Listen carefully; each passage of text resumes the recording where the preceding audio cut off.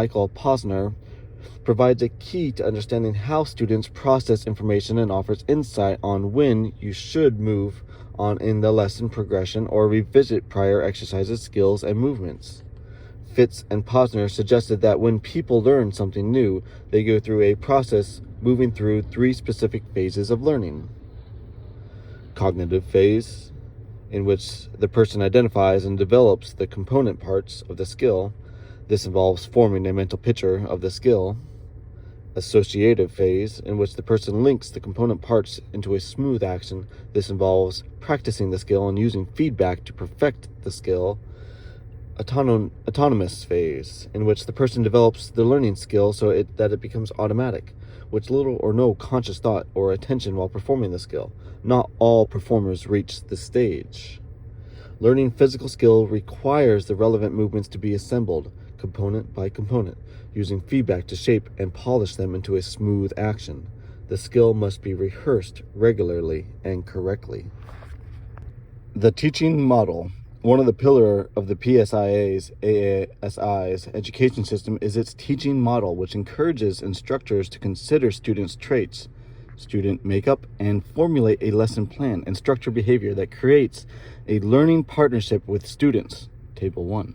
This partnership, in which the instructor seeks to learn and understand students' motivations, desires, learnings, and preferences, physical capabilities, prior knowledge, and beliefs, frames students-centered lessons in a supportive experiential environment by establishing an engaging and interactive relationship with students. Instructors are better able to measure the impact of learning. Table 1. Student makeup. Discover your students' characteristics and background, learning styles and preferences, motivations and understandings and desires, emotional states, beliefs, attitudes and values, physical conditioning and health. Plus, instructor behavior, teaching cycle. Use your skills to introduce lesson and develop trust. Assess students and their movements, determine goals and plan experiences, present and share information, guide practice, check for understanding, debrief the learning experience. And you get a learning partnership. Create a lesson that is creative, individualized, and student-centered, is interactive and experiential and fun, contributes to the student's success, produces positive results, provides ownership of skills, creates lasting memories, encourages future learning, and culminates in guest satisfaction. Student makeup, student profile. Observing students closely and asking questions that help you get to know them better is a crucial component of student-centered teaching. Make a point to discover the following information about your students at the onset of the lesson as it progresses. Characteristics and backgrounds, age, gender, nationality, and culture, past experiences with learning in general and sports learning specifically, past experiences with and knowledge of skiing, ski instruction and coaching, physical abilities and or disabilities, body type and athletic ability, level of kinesthetic awareness, psychological factors, both positive and negative, attention span, focus, concentration, and distractibility, perceptual, motor, and intellectual attributes, knowledge and understanding of other sports, participation in other sports, learning preferences, sensory preference, visual, auditory, or kinesthetic, learning style preference, thinker, watcher, feeler, or doer, group or individual instruction, cognitive abilities, process versus outcome orientation, patience, low, medium, or high, amount of information needed, low, medium, or high, degree of interpersonal control required in the learning environment, feedback, intrinsic and extrinsic, and reinforcement, positive, negative, or equal amounts of each if needed, whole versus progressive part approach, and expressiveness, ability to give verbal and physical feedback, motivation and action, intrinsic or extrinsic factors, process or outcome, future application and transfer, personal goals, style, function, perfection, survival, etc., individual needs, psychological, security, social esteem and growth, fear of success and or failure, trying hard and moving rapidly versus proceeding cautiously and accurately, and state of readiness, beliefs, attitudes, and values, openness, willingness, ability, and capacity to change and grow, attitude towards learning, teaching, and instructors. Instructor behavior, the teaching cycle. Student makeup greatly influences on how you shape the lesson, but PSIA's teaching cycle will also help guide your decisions as you strive to meet goals and needs of your students. It provides a blueprint for the general structure of any lesson by outlining tactics related to the actions you'll take during a lesson. Figure 2. Fitting within the main structure are 7 fundamental elements of instructor behavior that can be mixed and mingled as you see fit.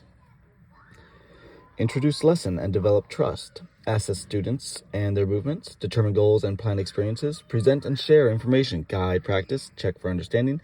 Debrief the learning experience. Introduce lesson and develop trust. The instructor establishes and continually builds rapport and trust, both individual and group. Begins to create an ongoing learning environment that is fun, open, and supportive. Clearly defines the outcomes and processes of the lesson. Assesses the student and their movements. The instructor continually assesses and identifies each student's ability, level, expectations, goals, motivations, limitations, and concerns, technical understanding and movements,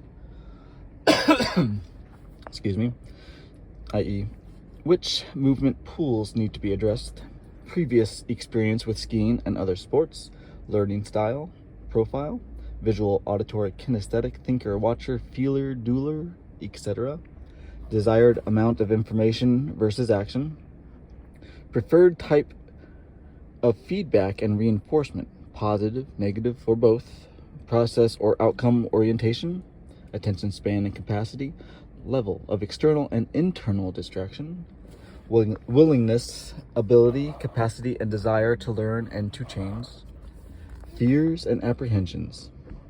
Determine goals and plan experiences. The instructor selects appropriate goals based on assessment and identification of individual and group needs, plans learning objectives, uses relevant experience in meeting goals and expectations, partners with the student to design an action plan, formulates a logical progression of short, meaningful chunks to be mastered, chooses appropriate terrain and snow conditions, designs pacing of information, practicing skiing and other experience elements, states general goals and objectives for the group and specific goals for individuals, consistently revisits the goals and objectives during the experience to make sure the lesson is on track and with the stated needs. Present and share information, ideas, feeling, demonstrations, experiences. The instructor recognizes the value of having students apply all learning styles and covers each with distinct teaching strategies. Visual creates clear and meaningful images of specific movements and patterns. Kinesthetic develops body awareness and feelings associated with different movements to help facilitate movement needs. Cognitive explains the technical and mechanical and technical elements that facilitate understanding. Experiential allows students to experiment with the information presented. In this style, experiences does the teaching, and the instructor's words anchor and guide learning. The instructor structures a very specific experience, and as the students play with the experience, it may elicit elements to pay attention to, notice in both themselves and others. The instructor can then apply this observation to the bigger picture of goals and concepts to explore for further learning. Responds to individual student needs by properly adjusting the pacing of information to student capacities, maintaining ongoing feedback and reinforcement, addressing the student's orientation towards process or outcome, as well as his or her patient needs, pacing and experience with beneficial amounts of practice, skiing, and feedback to maintain their attention and motivation, Provides meaningful demonstrations by displaying a variety of angles, front, side, back, etc., showing techniques, mechanics appropriate for snow condition and skill level, focusing students' attention on a specific element and or movement, using audio and visual technology when available and appropriate. Guide practice. The instructor sets practice tasks at appropriate levels of difficulty, provides specific, timely, and task-relevant feedback for each student, provides the appropriate reinforcement, positive, negative, or equal parts of each, uses massed practice for introducing new learning and distributed practice for continued learning. Massed practice has short rest periods and longer periods. Distributed practice has longer rest periods and shorter work periods. Uses random practice for increased learning and retention. Random practice is a mixture of massed and distributed practice. Guides initial practice sessions and lays the foundation for meaningful, independent practice. Creates an environment in which to experiment and problem solve. Uses visualization, centering, breathing, and other elements of sports psychology. Check for understanding.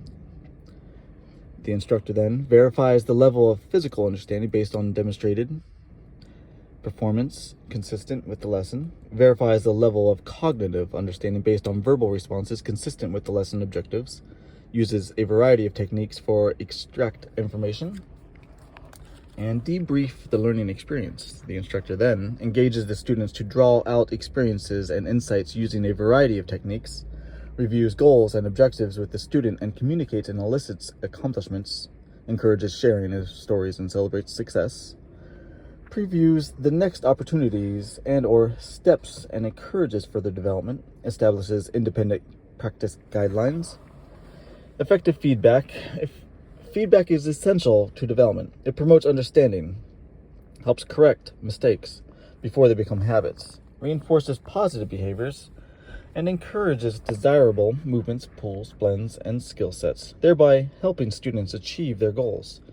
Do not confuse feedback with reinforcement. Feedback is objective, neither positive or negative, descriptive information, and it facilitates understanding of current performance. Reinforcement can be positive or negative and facilitates the affective realm, but it is not feedback. Good job is not feedback. It is reinforcement. For feedback to be effective, it must be given in a reasonably safe, collaborative climate conducive to learning. Use the following guidelines to create this environment.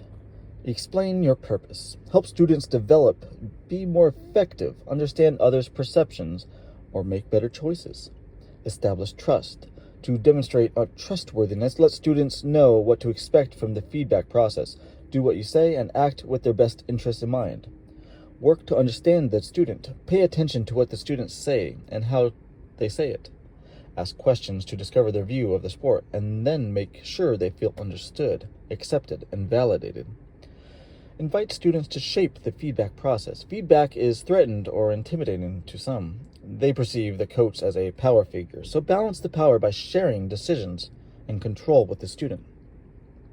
Be genuine. Let your personality, insights, observations, and self-disclosures add depth and richness to the feedback. Treat feedback as information, not as value judgment. Present feedback in a neutral way rather than label the behavior or the person. When non-judgmental language is used, a simple description is sufficient. Then go on and explain what is functional and efficient. Avoid qualifying adjectives such as too, good, bad, right, wrong, like, dislike, etc. Deliver feedback to match the learning style. Deliver the feedback in a way that your student will understand. If the learner is visual, use words like look, see, picture, this, and watch, me. If the learner is auditory, use words like listen, hear, sound, resonate. If the learner is kinesthetic, use words like feel, touch, grasp, move. The impact of feedback depends on its timing and its environment in which it is delivered. Regular feedback is key to the development of success. To help ensure that you provide feedback regularly, establish mechanisms for reviewing performance on a regular basis. feedback aids student understanding of their skiing and is the observation and evaluation portion of the movement analysis.